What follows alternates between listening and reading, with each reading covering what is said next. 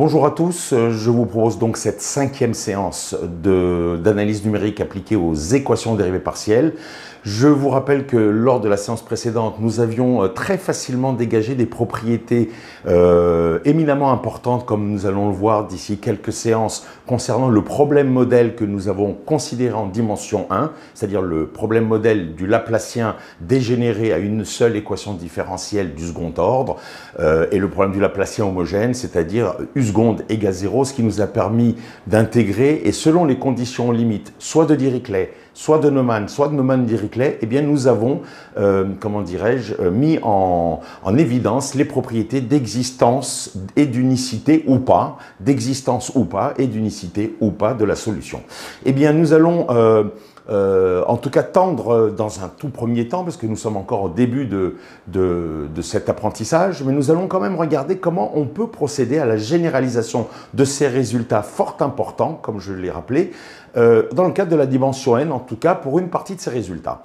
Je rappelle que ces résultats sont fondamentalement importants parce qu'on va évidemment espérer des approximations que nous allons construire, soit par différence finie dans le cadre de ce chapitre, soit par la suite par la méthode des éléments finis.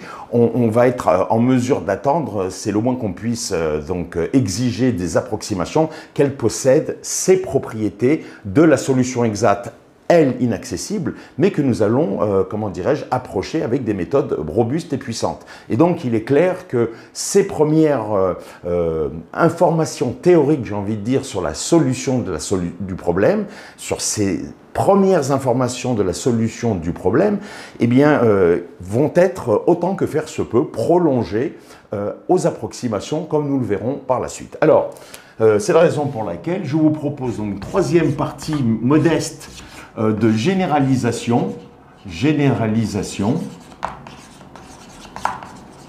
à la dimension n, à la dimension n. Et je précise tout de suite, n strictement supérieur à 1, puisque pour n égale 1, je l'ai rappelé, nous avons établi, selon les types de conditions conditions limites, eh bien, nous avons établi les propriétés ou pas d'existence et ou d'unicité de la solution. Alors, on va considérer, donc, cette fois-ci, on est dans Rn, donc on considère un domaine oméga, et on a un bord, on va le noter sigma, et on va considérer dans ce domaine oméga, c'est bien l'intérieur, un ouvert suffisamment régulier, avec des conditions, on va dire, telles que, eh bien, on appelle ce domaine un domaine C1 par morceau pour la frontière. Autrement dit, on est capable, en tout point de la frontière, il peut y avoir des coins comme ici, que je n'ai pas réalisé de manière volontaire, eh bien, on va être capable de définir la normale extérieure, normale unitaire, c'est-à-dire avec norme de n égale 1. Et donc, c'est ça que l'on appelle un domaine dont le bord, en fait, est C1 par morceau. C'est bien pour le bord dont on parle ici.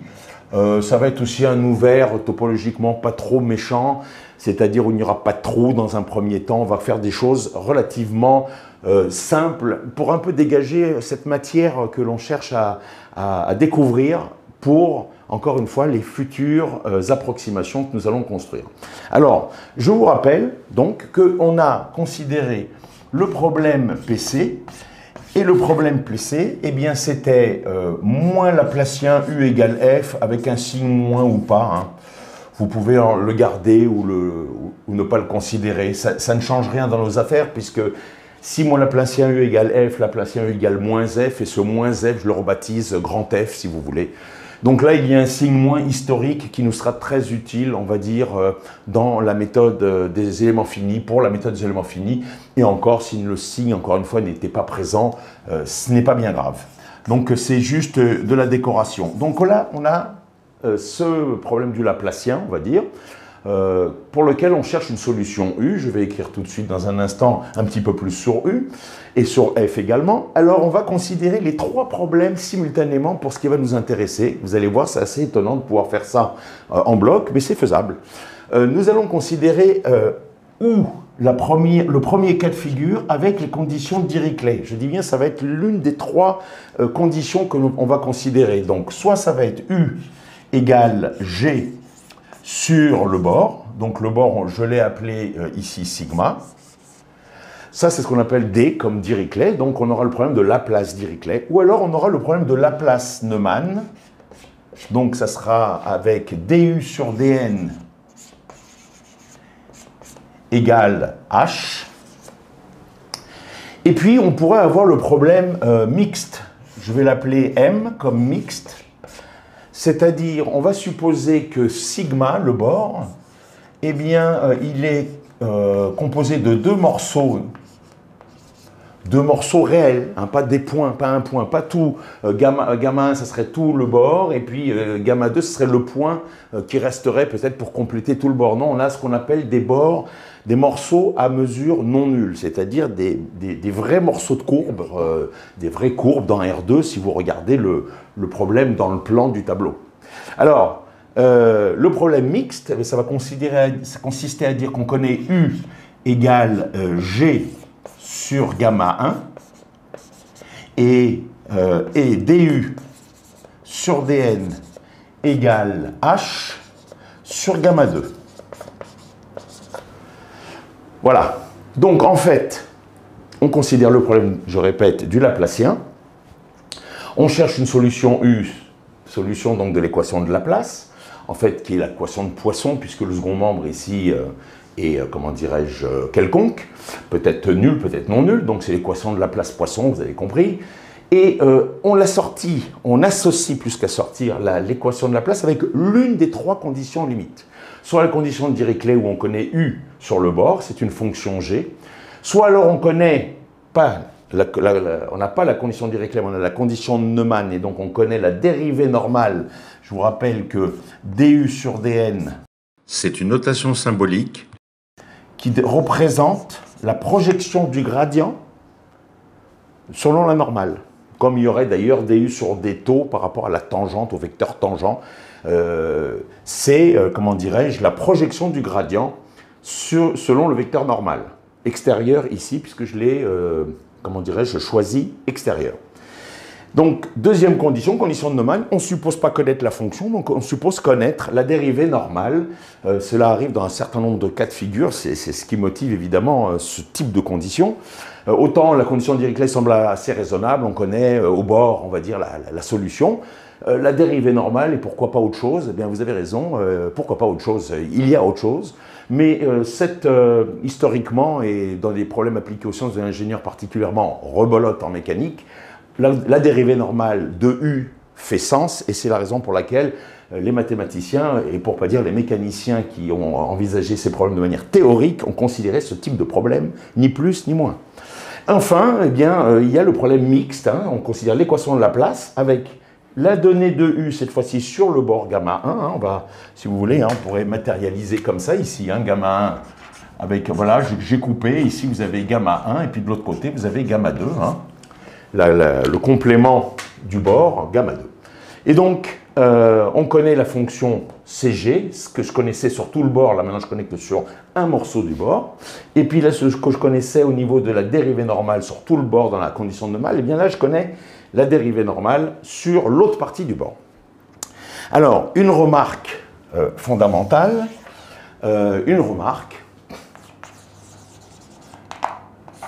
bien, les quatre types d'équations, on va dire, ce sont toutes ces conditions, toutes ces égalités, ce sont des équations, sont ce qu'on appelle des équations dont les transformations vis-à-vis de U sont linéaires. Ça veut dire quoi? Ça veut dire que si U1 et U2 sont solutions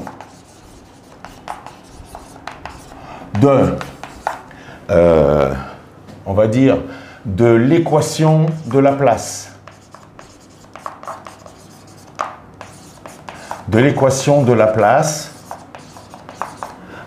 avec D, N ou M. Vous comprenez ce que je veux dire? C'est-à-dire qu'on suppose qu'on a deux solutions, soit Laplace Dirichlet, soit Laplace Neumann, soit Laplace Neumann-Dirichlet, le mixte. Eh bien, U égale U2 moins U1 satisfait, eh bien vous l'avez deviné, satisfait quoi? On va l'écrire. On a donc évidemment moins Laplacien U1 égale F, moins Laplacien U2 égale F. Donc vous allez avoir moins Laplacien, ou même sans le signe, Laplacien de U2 moins U1 égale 0. Parce que l'opérateur, c'est ce que je disais il y a un instant, agissant sur U, qui est le Laplacien, est un opérateur linéaire. Donc vous allez avoir Laplacien de U2 égale F, pardon, Laplacien de U1 égale F, ou moins F, peu importe, vous faites la différence, et donc vous allez avoir le Laplacien de U2 moins 1, qui vaut F moins F, donc 0. Et pour les mêmes raisons, vous allez avoir U égale 0 sur sigma, ça c'est pour la condition de Dirichlet, je vais l'écrire ici. Vous allez avoir du sur dn égale 0 sur sigma, là d'ailleurs je ne l'ai pas mis, hein, c'est sur sigma, je l'ai peut-être dit, mais je ne l'ai pas dit, je ne l'ai pas écrit. Décidément, il vaut mieux être précis. Donc on a, par différence, dans le cas du problème de Neumann, on aurait ça. Et puis dans le cas du problème mixte, eh bien on aurait U égale 0 sur gamma 1 et du sur dn égale 0 sur gamma 2. C'est extrêmement simple, alors que vous me comprenez avec beaucoup de dérision, presque comment j'ai décrit pour les autres conditions. La première, c'était quand même assez fort, hein, on parle de l'opérateur du Laplacien. Mais enfin là, si vous écrivez U1 égale G et U2 égale G, évidemment que U2 moins U1 vaut G moins G, c'est-à-dire 0 sur sigma. Et de la même manière, du1 sur dn égale h, du2 sur dn égale h, qu'est-ce que vous voulez qu'il se passe? Parce que comme la dérivée au sens général et même au sens de cette définition du gradient qui est lui-même linéaire vis-à-vis de u, eh bien d sur dn de u2 moins u1, ça vaut h moins h et ça fait donc bien 0. Voilà. Et donc ici, même cause, mêmes effets, simplement une partie sur gamma 1, une partie sur gamma 2. Autrement dit, l'unicité de la solution de ces trois problèmes, hein, de la solution de ces trois problèmes,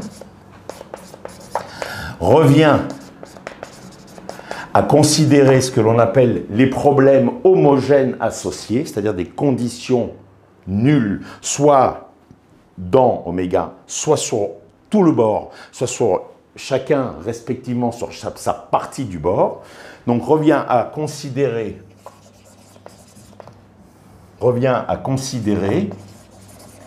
les problèmes homogènes associés,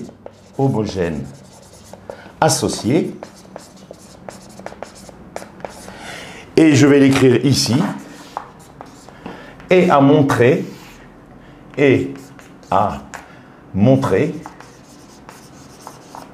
que la solution de ces problèmes homogènes, que leurs solutions respectives, mais vous avez compris que la solution de chacun de ces problèmes, allez, on va l'écrire quand même pour être sûr que tout le monde comprenne, de chacun de ces problèmes est, qu'est-ce que vous en pensez? Eh bien, écoutez, on voudrait montrer que l'unicité, on voudrait montrer que U égale 0. Donc, est U égale 0. Je répète donc, pour faire cette extension, eh bien, on va le faire particulièrement dans le cadre de l'unicité de l'extension des résultats en dimension 1, que l'on a établi par intégration de l'équation différentielle qui est extrêmement dégénérée.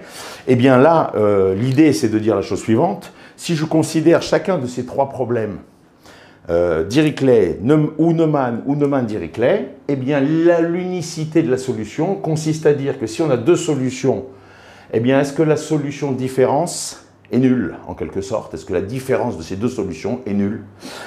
Autrement dit que ces deux solutions sont une et une seule solution.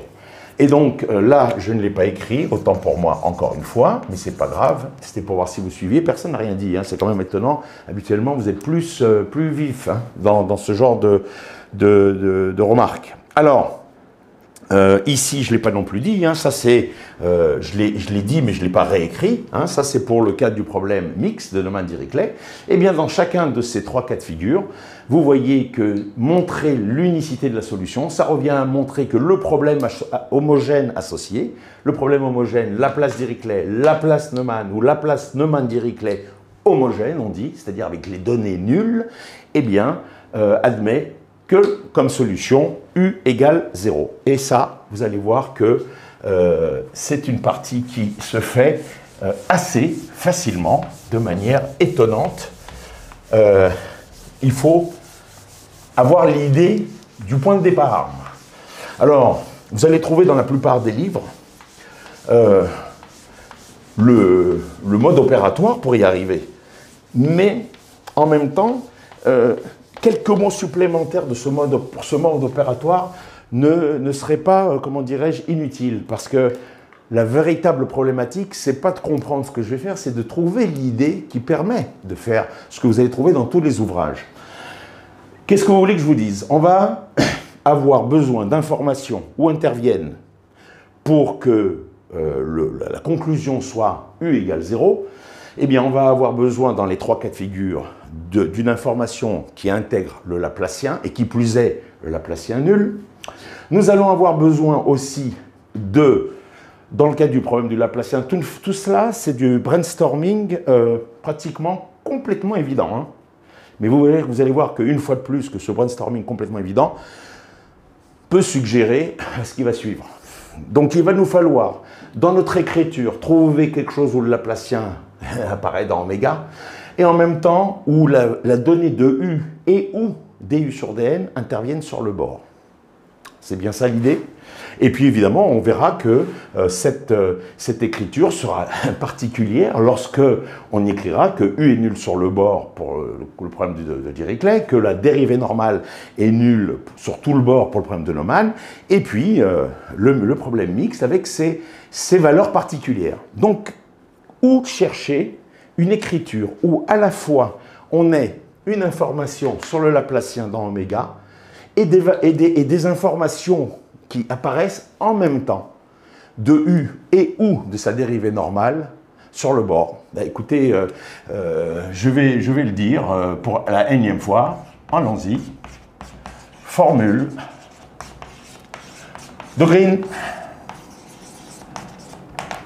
Formule de Green, on l'a déjà vu deux fois, je voulais presque démontrer, je voulais démontrer par motivation, on va dire, mais on l'a déjà utilisé. Alors je vous rappelle, si U et V sont deux fonctions suffisamment régulières, c'est-à-dire telles que les intégrales aient un sens, tels que les opérateurs que je vais écrire aient un sens, eh bien on a moins Laplacien U, V, qui vaut plus somme sur oméga de gradient U, gradient V, moins somme sur le bord. Le bord, alors je l'ai appelé sigma, là. On va y aller directement avec sigma, si vous voulez. Hein, je l'avais appelé d rond oméga, peu importe. De du sur dn, V. Les éléments différentiels, ici, ne m'intéressent pas. Il n'y a aucun doute sur qui et quoi. Et ça, c'est vrai pour tout U et V suffisamment régulière. Alors là, il n'y a pas de V. Ben, vous allez me dire, s'il n'y a pas de V, écrivons ça pour V égale U. Hein.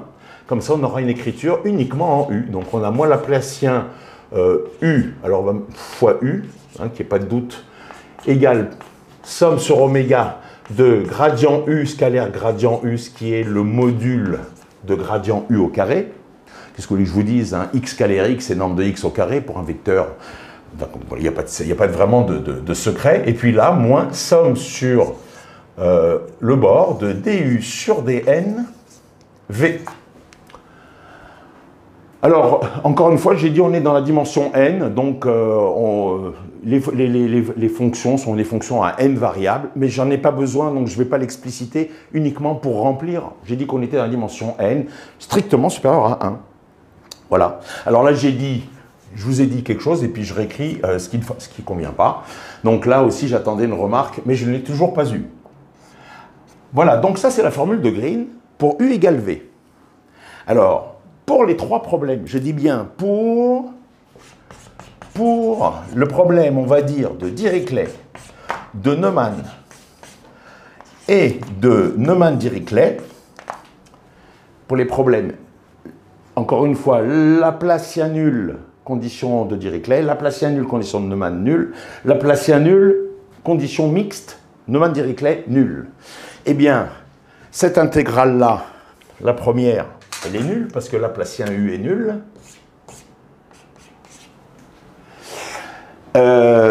Qu'est-ce que vous voulez que je vous dise? U est nul sur tout le bord. Donc là, dans le premier cas, U est nul.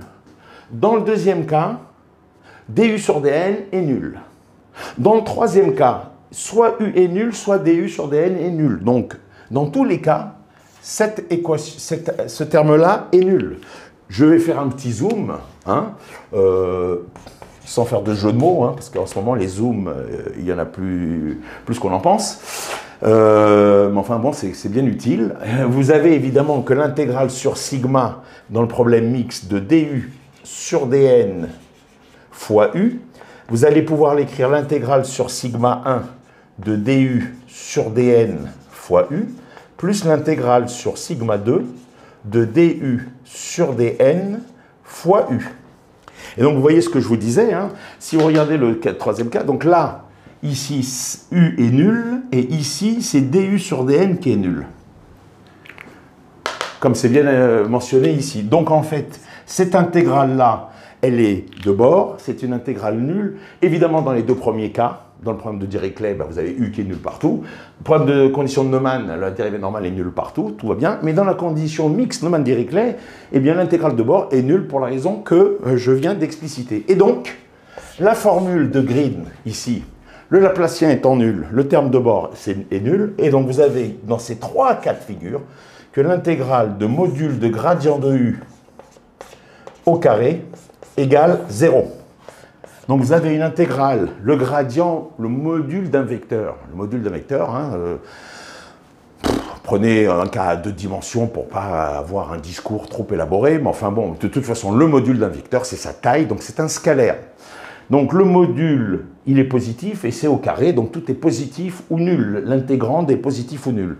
Donc vous avez une intégrale dans Rn, dont l'intégrande est positif ou nul, d'une fonction positive ou nulle, et l'intégrale est nulle. Ben ça, c'est ce que vous voulez que je vous dise, hein, ça veut dire que gradient U au carré, et donc sans le carré, égale à 0.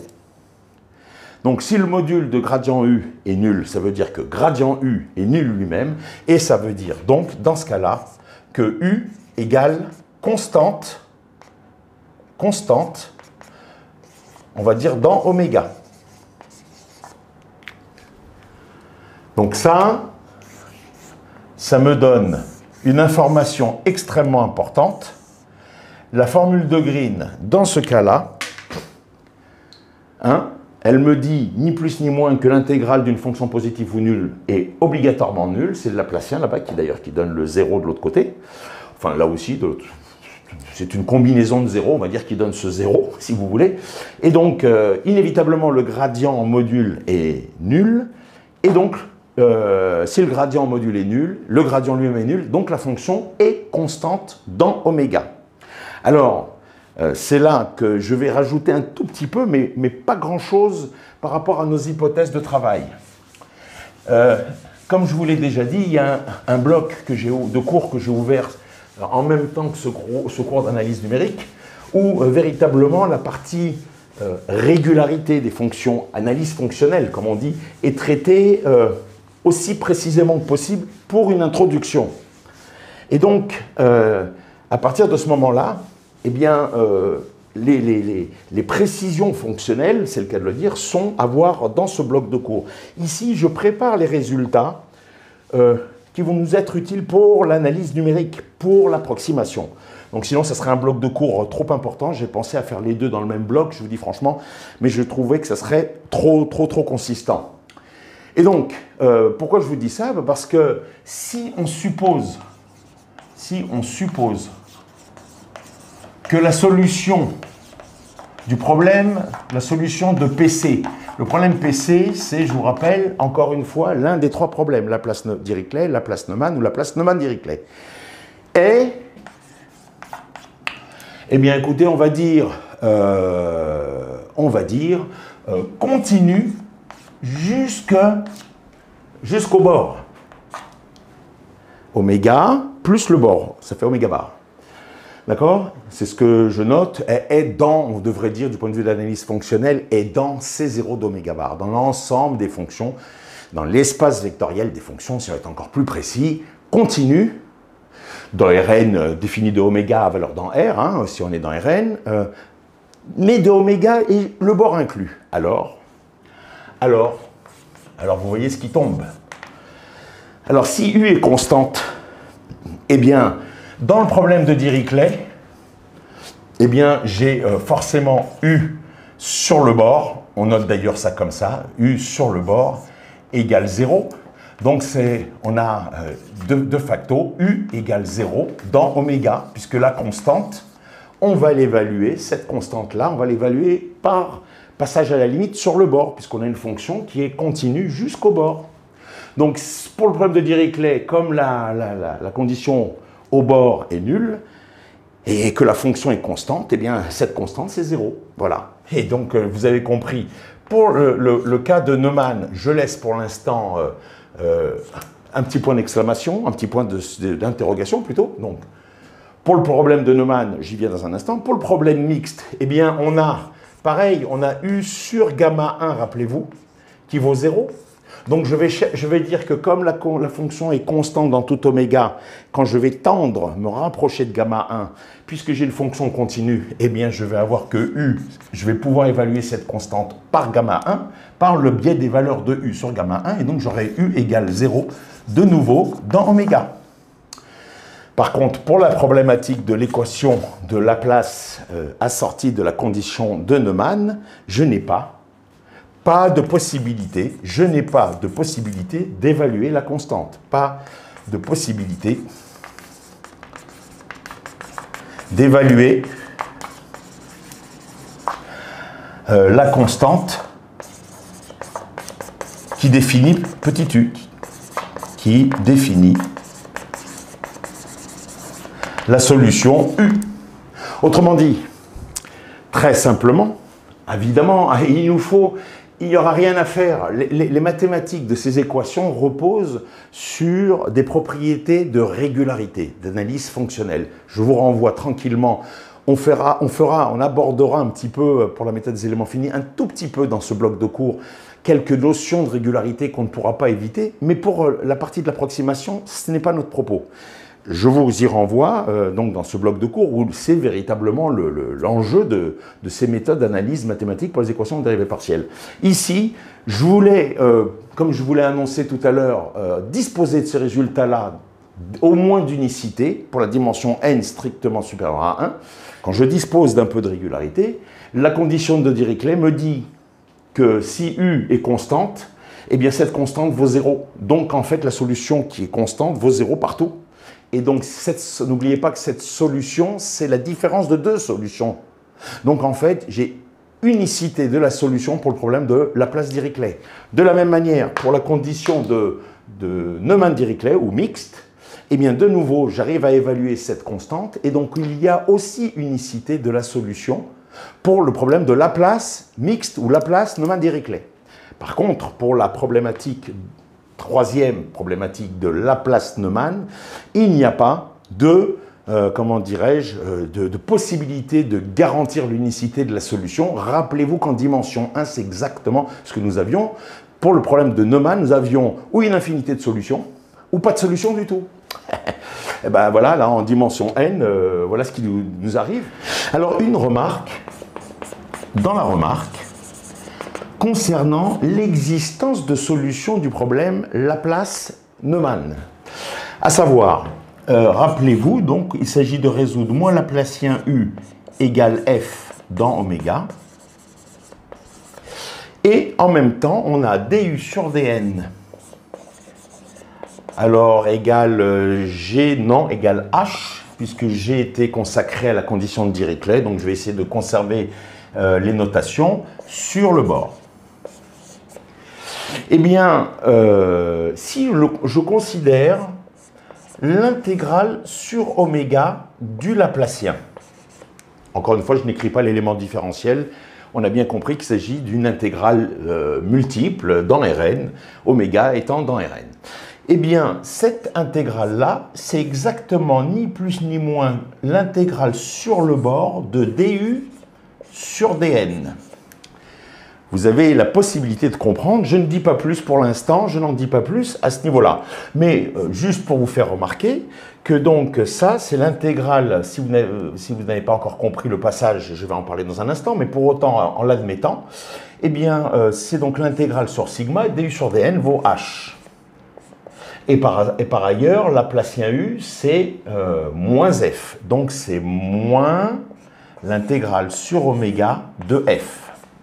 Autrement dit, si U est solution du problème du Laplacien, l'équation de Poisson avec un second membre, et une condition de Neumann sur tout le bord de oméga, le bord sigma, alors vous avez ce que l'on appelle une condition de compatibilité qui relie forcément la condition de Neumann sur le bord, la fonction petit h qui est la donnée sur le bord de la dérivée normale de U, avec la donnée du Laplacien, j'ai envie de dire, dans oméga, à savoir cette, on appelle ça d'ailleurs une densité dans Rn, d'accord, petit f, qui permet de faire vivre l'équation de Poisson, à savoir que c'est f qui engendre en quelque sorte la réaction du système et donc qui donne la vie de U en conséquence. Et donc, il y a forcément cette relation compte tenu de ce petit aparté qui est lié ici à cette relation entre le Laplacien et la dérivée normale. Alors vous allez me dire, mais comment on met ça en place? Autant la suite est claire, hein, je pense, pour tout le monde. Hein, du sur dn, c'est h, Laplacien U, c'est moins f. Donc vous avez évidemment cette relation-là, encore une fois, dite de compatibilité, sans laquelle on ne peut pas espérer aucune existence de quoi que ce soit d'un tel problème. Alors il reste à justifier ce passage-là. Mais ce passage-là, entre l'intégrale du Laplacien et l'intégrale de du sur dn, c'est ni plus ni moins que belote, rebelote, 10 de der, la formule de Green, touché coulé. Comment? Eh bien vous prenez dans cette formule-là V égale 1. V égale 1, donc gradient V est nul. Donc vous voyez ici que les deux signes se compensent. Vous avez l'intégrale sur oméga de Laplacien U égale l'intégrale sur sigma de du sur dn, puisque V vaut 1. C'est bien ce que j'ai écrit ici, et l'affaire est entendue.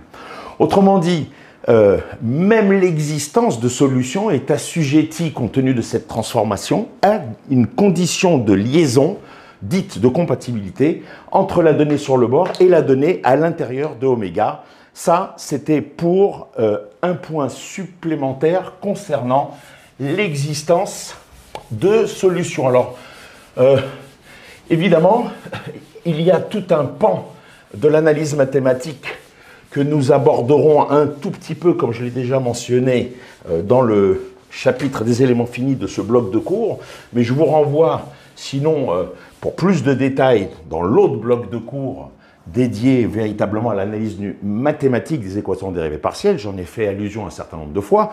Pour autant, je vais quand même, si vous voulez, je vais quand même procéder à une remarque concernant l'existence, l'existence de solutions des trois problèmes. Hein. Je parle bien des trois problèmes. L'existence de solutions est admise ici, dans Rn, hein, dans le cadre, on est dans l'extension Rn. L'existence de solutions est admise. CF, chapitre, éléments finis. Si on veut rester dans notre bloc de cours, il faut aller voir, comme je vous le proposerai d'ici quelques séances, un certain nombre d'ingrédients qui permettront, et oui, quand même, dès ce bloc de cours d'analyse numérique et non d'analyse mathématique, de faire ressortir cette existence de solution. Alors, ça c'était pour cette première partie de généralisation dont nous allons encore une fois souhaiter, pour ne pas dire forcer, pour les approximations, puisque nous allons avoir, nous serons en même j'ai presque envie de dire, d'exiger que les approximations suivent le cours de ce que l'on vient de voir au niveau de l'existence et de l'unicité. Encore une fois, l'existence revu et corrigé par la suite, mais l'unicité, on en a vu déjà pas mal d'aspects, et donc on est à même d'attendre des approximations que nous construirons, eh bien, un même déroulé en quelque sorte avec des propriétés analogues pour ces approximations, mais il va y avoir encore une dernière, comment dirais-je, propriété fondamentale sur les solutions du problème exact qu'on va essayer de transporter, de transférer dans le cadre des approximations comme nous allons le voir dans les prochains chapitres. C'est donc la quatrième partie, le théorème du maximum. Le théorème du maximum.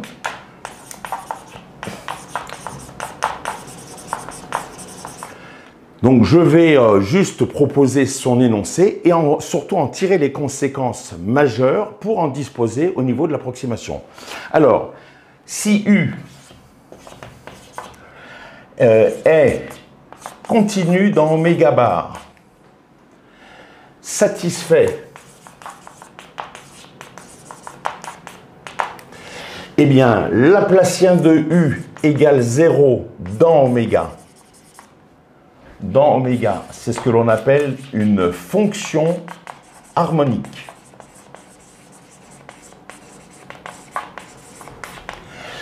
Autrement dit, on prend le cas de l'équation de Laplace et pas de celle de Poisson pour pouvoir dégager ce résultat dit du théorème ou principe du maximum.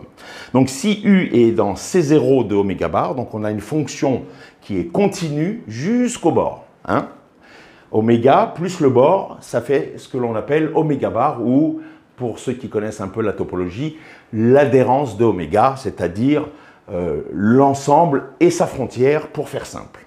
Alors si U est dans C0 d'oméga bar et satisfait, donc est une fonction harmonique ou satisfait que l'équation de Laplace dans oméga, alors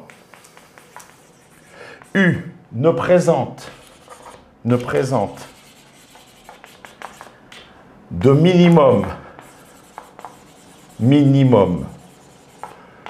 local strict, ne présente ni de minimum local strict, virgule, ni de maximum local strict dans oméga.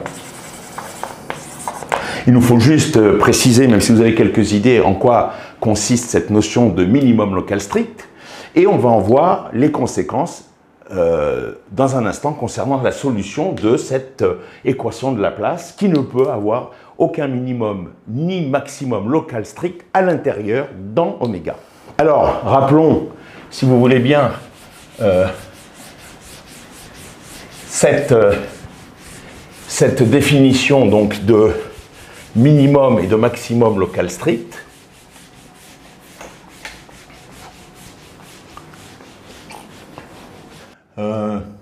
M0 est un minimum, donc rappel, minimum, je vais l'écrire ce que je viens de dire, est un minimum local strict de petit u, si, quel que soit M appartenant au voisinage de M0, eh bien, U de M0 est strictement inférieur à U de M. Strictement, c'est ça qui garantit la notion de minimum local strict. Alors, quand j'ai dit quel que soit M appartenant à V de M0, j'aurais dû dire s'il existe un voisinage de M0 tel que,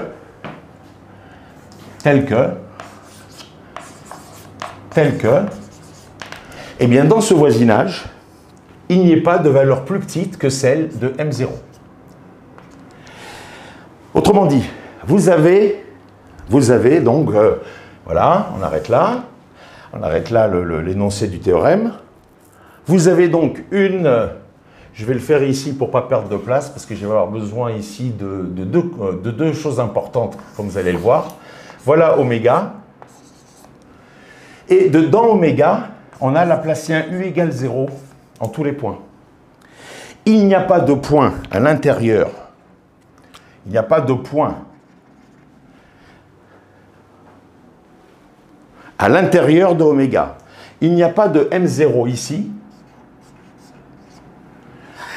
tel que dans un voisinage,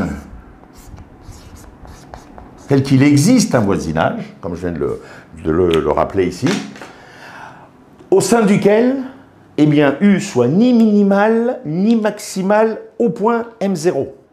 Corollaire. Après cette précision, eh bien, donc on a un corollaire.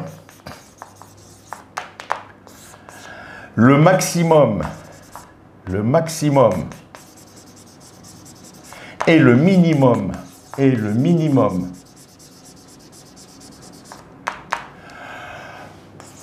d'une fonction,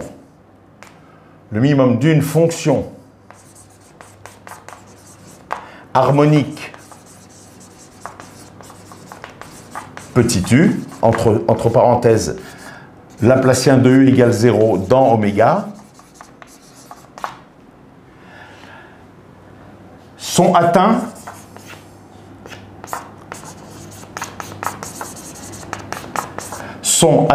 sur le bord de oméga. Puisqu'à l'intérieur, ce n'est pas possible. Donc le minimum et le maximum de U sont atteints. Évidemment, j'ai rajouté ici, non, je l'avais déjà dit, c'est sur le tableau d'avant. Non, c'est encore là, pardon. On a une fonction qui est continue sur oméga bar. Et donc, si c'est continu jusque sur le bord, puisque à l'intérieur strictement, vous n'avez pas de minimum et de maximum, eh bien, les valeurs maximum et minimum de la fonction sont donc en conséquence, s'ils ne sont pas atteints à l'intérieur, ils sont atteints sur le bord.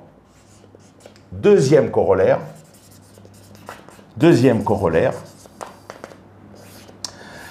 Alors, je vous avais parlé assez de manière évasive de ce que l'on appelle le problème bien posé au sens d'Adamard, c'est-à-dire un problème pour lequel il existe une solution, il n'en existe qu'une seule, donc il y a existence et unicité de la solution, mais en plus, il y a une dépendance de la solution qui est continue vis-à-vis des données. Ça veut dire quoi? Ça veut dire que si les données, si vous bougez un petit peu des données, la solution correspondant aux données un petit peu perturbées, en quelque sorte, eh bien, cette solution ne va pas être trop lointaine, elle restera voisine de la première solution avant perturbation. C'est ce que l'on appelle la dépendance continue de la solution vis-à-vis de ces données. Là aussi, je vous renvoie de manière très mathématique à l'autre bloc de cours, mais on va pouvoir quand même dire quelque chose, et non des moindres.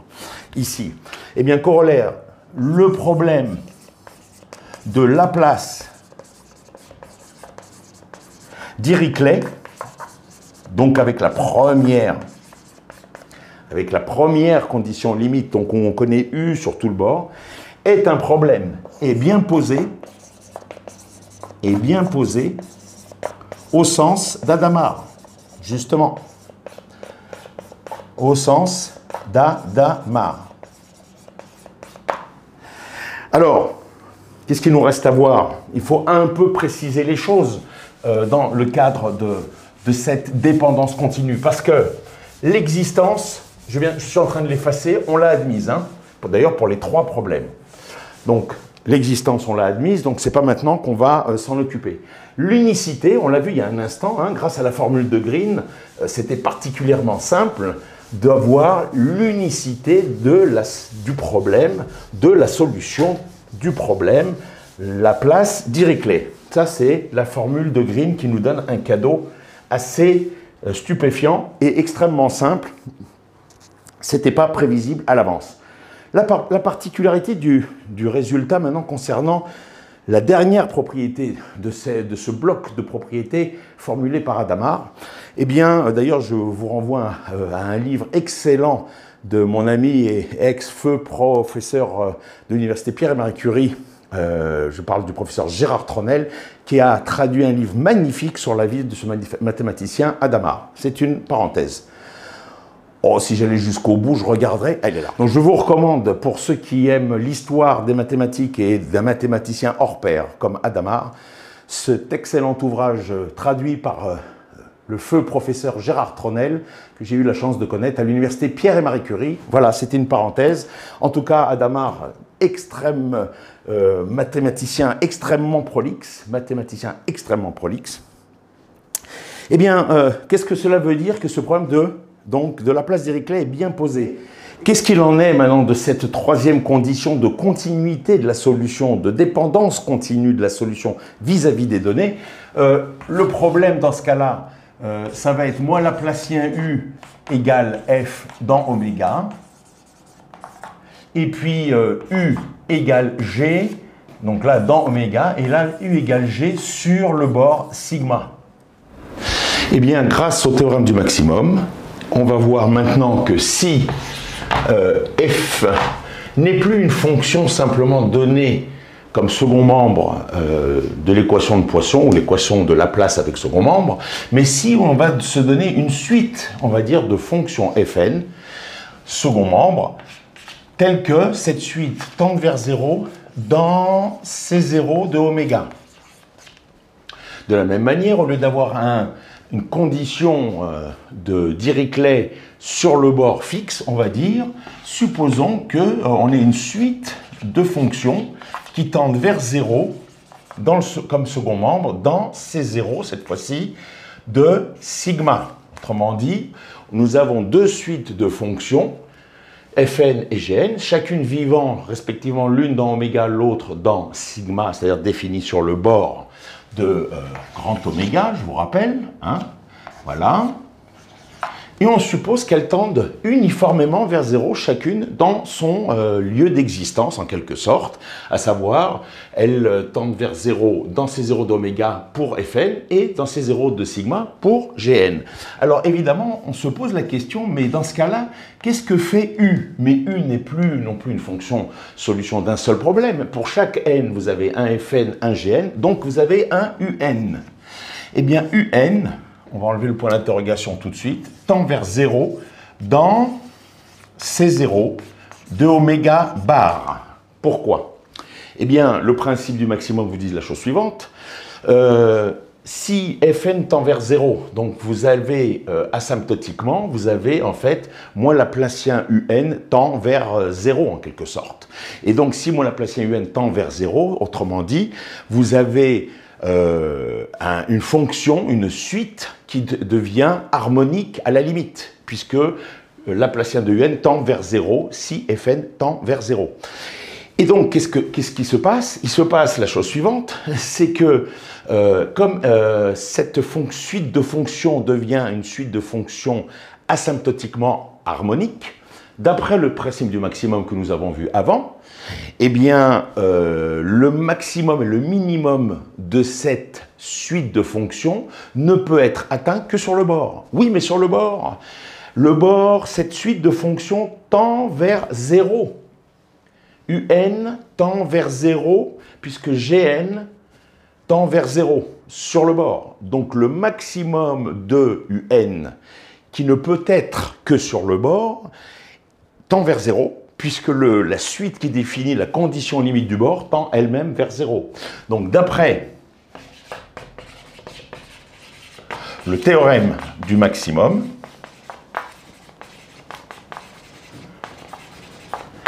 eh bien, on va dire que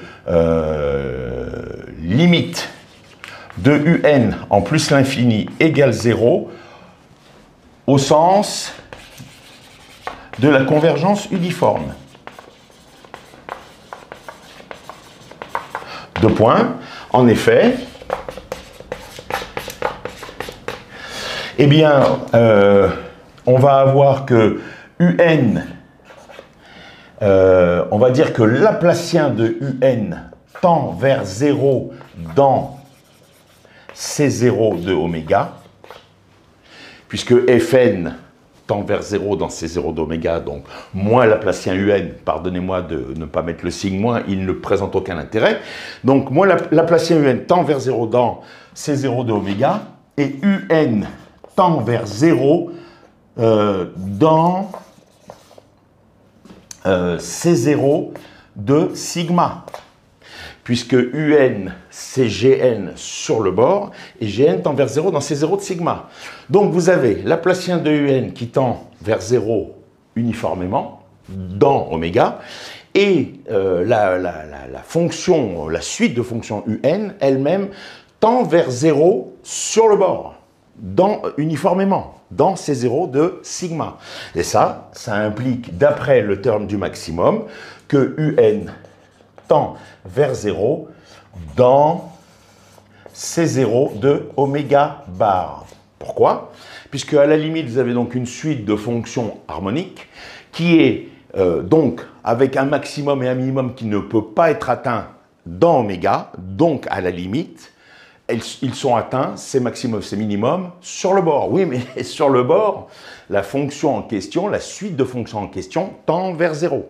Donc en fait, ça veut bien dire que le maximum et le minimum qui sont atteints sur le bord, ce maximum et ce minimum sont donc nuls, donc la fonction, évidemment, tend vers 0 dans C0 de oméga bar. J'ai bien rajouté oméga bar parce que j'ai besoin d'utiliser d'une part ce qui se passe à l'intérieur de oméga concernant le Laplacien, et j'ai besoin aussi d'utiliser ce qui se passe pour la suite de fonctions dans C0 de sigma, c'est-à-dire pour ce qu'il en est du bord.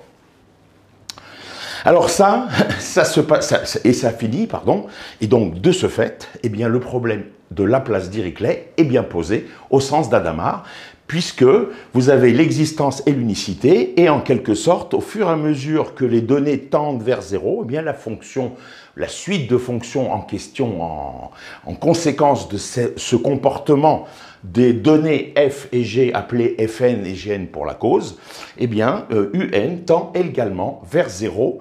D'ailleurs, c'est comment dirais-je, j'ai presque envie de dire un résultat qui est plus que satisfaisant, parce que si vous mettez g à 0 ici et f à 0 là, u égale 0 est bien une solution, puisque Laplacien de 0, ça fait bien 0, et que u égale 0 sur le bord. Donc la solution u égale 0 convient, et comme il y a une seule solution, c'est la seule, c'est la bonne. Eh bien, figurez-vous, vous allez me dire, oui, mais tout ça, ça pourrait convenir dans la plupart des cas. Eh bien non, ça ne convient pas dans tous les cas en tout cas. Et je vous en avais déjà fait part de ces doutes lors de la séance précédente, avec d'autres conditions limites, les fameuses conditions limites de Cauchy. Et là, ça ne se passe pas bien du tout, comme on va le voir dans ce contre-exemple pour terminer. Autrement dit, la solution ne va pas dépendre continuellement des données du problème. Alors, je vais donc vous montrer sur un contre-exemple extrêmement simple, que d'ailleurs vous pourrez trouver dans le livre de mon collègue Daniel Evrard, donc méthode mathématique et numérique, ou méthode numérique pour les équations aux dérivées partielles, un titre de ce genre. Alors, contre-exemple, comme j'étais en train de le dire, contre-exemple où ça ne se passe pas bien. Contre-exemple. Eh bien, on va prendre oméga, donc là, ça va être le demi-espace dans le plan XY appartenant à R2 avec X positif. D'accord? Et on va prendre le problème suivant. Laplacien U égale 0 dans oméga. Problème, l'équation de Laplace homogène, donc l'équation de Laplace véritablement, pas de Poisson. Et on va dire U sur le bord, on va l'appeler gamma. Eh bien, on va supposer qu'elle est connue F, et du, donc condition de Cauchy, sur dn, toujours sur ce même bord, égale G, F et G, connue,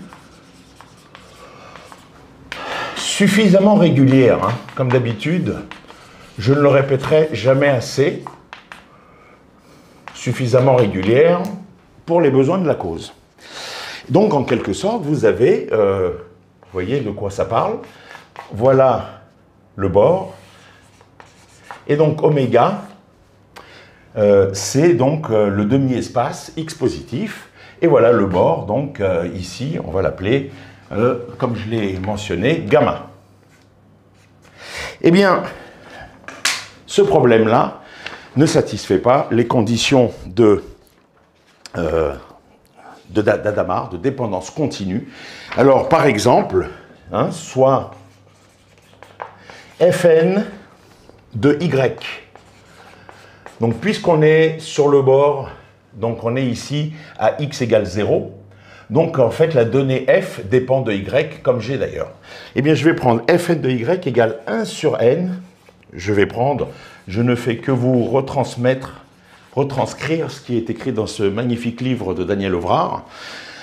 1 sur n sinus y, sinus ny, d'accord? Et on va prendre gn de y égale 0.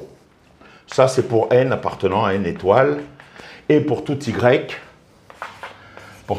appartenant à R.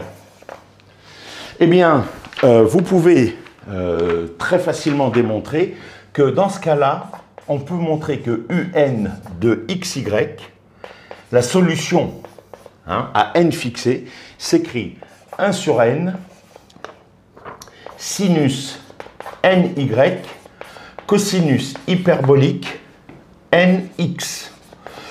Je vous renvoie sur ce type de solution, comme vous le voyez, qui est un produit d'une fonction de x par une fonction de y.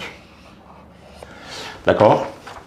C'est ce qu'on appelle une solution à variables séparées. Vous avez donc la possibilité de montrer que ce problème-là, assorti de ces conditions limites particulières, eh bien, admet cette solution comme solution. D'accord? C'est ce qu'on appelle la technique des variables séparées. Vous écrivez un de xy égale phi de x fois psi de y. Vous secouez bien fort ici. Et avec les conditions, entre guillemets, aux limites, qui ne sont pas des conditions limites, ce qu'on appelle les conditions de Cauchy, eh bien, vous arrivez à démontrer simplement par intégration que la solution, elle a cette tête-là. Eh bien, vous voyez le problème. Quand n tend vers l'infini, 1 sur n sinus ny, en valeur absolue, c'est majoré par 1 sur n, le théorème des gendarmes, donc c'est compris entre 0 et 1 sur n qui tend vers 0 quand n tend vers l'infini. Donc, Fn tend bien vers 0. Ça ressemble à là-bas.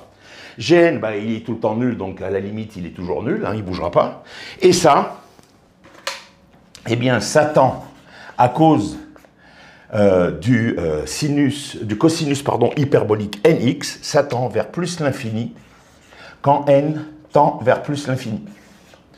Donc là, je donne les ingrédients majeurs de cette pathologie, quoi, en quelque sorte, qui ne permet pas comment dirais-je, de conclure à ce que ce problème est un problème bien posé au sens d'Adamard.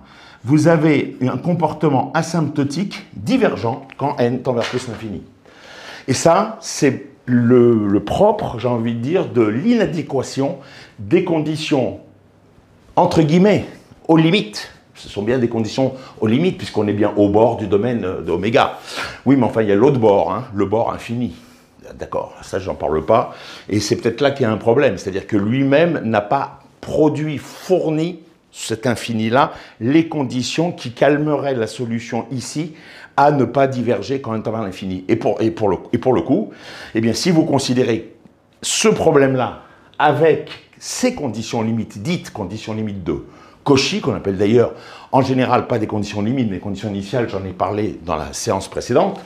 En tout cas, si on considère ce même vocable de conditions limites avec ces conditions de Cauchy, donc faisons abstraction en quelque sorte de ce qui se passe à l'infini, pour quelque part contrôler la solution entre le bord à distance finie, lui-même infini dans une direction, et ce qui se passe à l'infini, on n'en parle pas là. Alors la solution, elle a cette tête-là. Et cette tête-là, cette structure-là diverge quand même vers plus l'infini. Donc au fur et à mesure que les données se calment, c'est-à-dire que Fn et Gn ici tendent vers 0, Gn encore une fois est nul tout le temps, donc il n'y a même pas rien à dire, mais une fois que Fn tend vers 0, eh bien un de x explose. Cette divergence-là est inappropriée et ne convient pas dans ce bloc de propriétés au nom d'Adamard qui qualifie ce que l'on appelle un problème bien posé. Voilà, j'en ai fini pour aujourd'hui sur ces problèmes d'extension, de théorème de maximum, et dès la prochaine fois, nous allons voir comment ces propriétés, c'est le teasing, vont pouvoir ou pas et vous allez être surpris de manière étonnante, j'en suis intimement convaincu, comment ces propriétés vont pouvoir s'étendre, ou pas, je le répète, aux approximations par différence finie. À très bientôt, bonne journée.